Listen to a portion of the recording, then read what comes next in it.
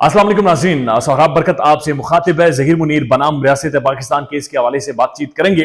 गुज़श्ता दिन चूंकि और बहुत सारी खबरें थी और जिसमें गट्टू ज़हीर का बस्ता बहुत ज्यादा डिस्कस हुआ और बस्ते के अंदर से निकला हुआ माफीनामा तमाम लोगों का मुंह चढ़ाता रहा और लोगों को शश्तर और हैरान कर गया। एक तरफ गालम गलोच होती है, एक तरफ तज़हीक करते हैं और दूसरी तरफ आकर कहते हैं कि वी वर जोकिंग, हम मजाक कर रहे थे, हम आपके साथ तमस्खुर कर रहे थे, हम ठट्ठे लगा रहे थे, हम बच्चे हैं, हम आपसे मजाक कर रहे थे, हम कपिल शर्मा शो से मुतासिर हैं, हम आपके साथ मजाक कर रहे थे और उसके बाद माफिया मांगी गई। वो चूंकि डिस्कस हुआ, चूंकि गट्टू का जो बस्ता था वो बड़ी इंपॉर्टेंस इख्तियार कर गया था और उस बस्ते की इंपॉर्टेंस उसकी अंग्रेजी के बाद और ज्यादा बढ़ गई है। अब जिधर भी गट्टू जाते हैं, गट्टू ज़हीरा, हर बंदा उन्हें देखता है और उन्हें कहता है कि गट्टू बराए मेहरबानी अंग्रेजी बोलकर हमें सिखाओ या अंग्रेजी बोलो ताकि हम सुने कि तुम बोल लेते हो और माशाल्लाह इंग्लिश में तुम बातचीत करते हो। अच्छा, उसके अलावा आज की जो बड़ी खबर है जो कल डिस्कस नहीं हो सकी कि मेहदी अली काज़मी की अपनी बेटी के साथ 3 घंटे तवील मुलाकात हुई है। अब उस मुलाकात में बहुत सारी चीजें तो आपने देखी होंगी कि सामने आकर मेहदी अली काज़मी ने बातचीत की है,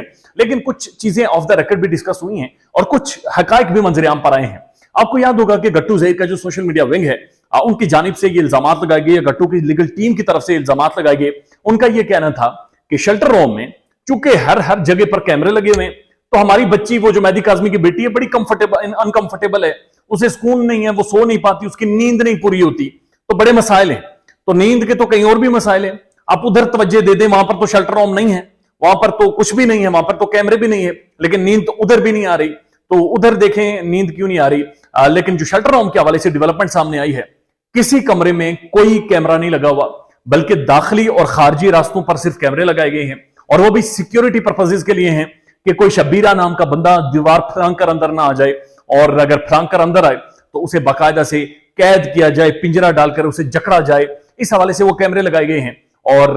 बाकी किसी कमरे में कोई कैमरा नहीं लगा हुआ, यानी कोई अनकंफर्टेबल चीज वहां पर नहीं है। और इस चीज की तस्दीक मेहदी अली काज़मी साहब कर आए हैं कि शेल्टर होम मुकम्मल तौर पर सेफ है, साउंड है, अच्छा है, बेहतर है। उसके बाद एक और गट्टू ज़हीर के सोशल मीडिया विंग की तरफ से जो खबर छोड़ी गई थी कि बुनियादी तौर पर मेहदी काज़मी की बेटी अकेली है या उसके साथ एक और बच्ची है जो 10 साल की है, तो लिहाजा वहां पर वो अनकंफर्टेबल है, किसी से बातचीत नहीं कर पाती, गुफ्तगू नहीं कर पाती, यानी इंग्लिश में शायद बातचीत नहीं कर पाती। व्हाट इज दिस बिहेवियर, ये इस तरह की गुफ्तगू नहीं कर पाती। तो उसके हवाले से भी डेवलपमेंट जो सामने आई है, जो खबर रिपोर्ट हो रही है, ये जो मेहदी अली काज़मी ने भी तस्दीक की है कि उसी शेल्टर होम के अंदर 3 से 4 मजीद लड़कियां हैं और वो 10 साल से ऊपर है। मेहदी अली काज़मी की बेटी की उम्र की है 11 साल, 12 साल या 13 साल, 14 साल उनकी उम्र है और वह सारी बड़ी जुड़कर रहती हैं, अच्छे से रहती हैं, खेलती हैं, कूदती हैं और जो बुनियादी रूटीन्स के मामलात होती हैं वो करती हैं, चलाती हैं। लिहाजा वहां पर जो अकेले रहने की बातचीत थी उसमें भी कोई सदाकत या कोई हकीकत नहीं थी। तो ये दो जो एक